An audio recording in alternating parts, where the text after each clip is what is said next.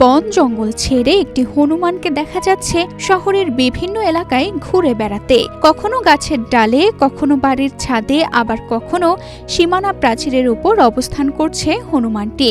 স্থানীয়রা তাকে পাউরুটি, কলা, গাজর, আলু ও বিভিন্ন ফল খাওয়াচ্ছেন। এমন দৃশ্য দেখা যায় দিনাজপুর শহরে।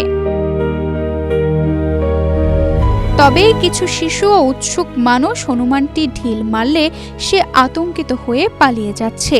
এতে সে এক এলাকা থেকে অন্য এলাকায় ছুটে বেড়াচ্ছে এবং স্থিরভাবে কোথাও থাকতে পারছে না। স্থানীয়রা জানান, হনুমানটি ক্ষুধার্ত ও ক্লান্ত হলেও মানুষের উপস্থিতিতে অস্থির আচরণ করছে, খাবার পেলে ভয়ে ভয়ে তা গ্রহণ করছে।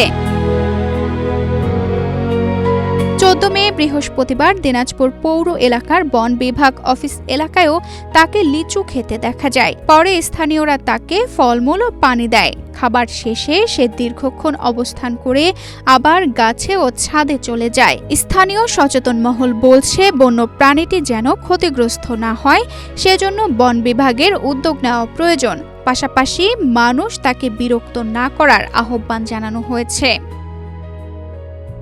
তানজিদা রহমান, ইনায়া, বাংলাদেশ প্রতিদিন।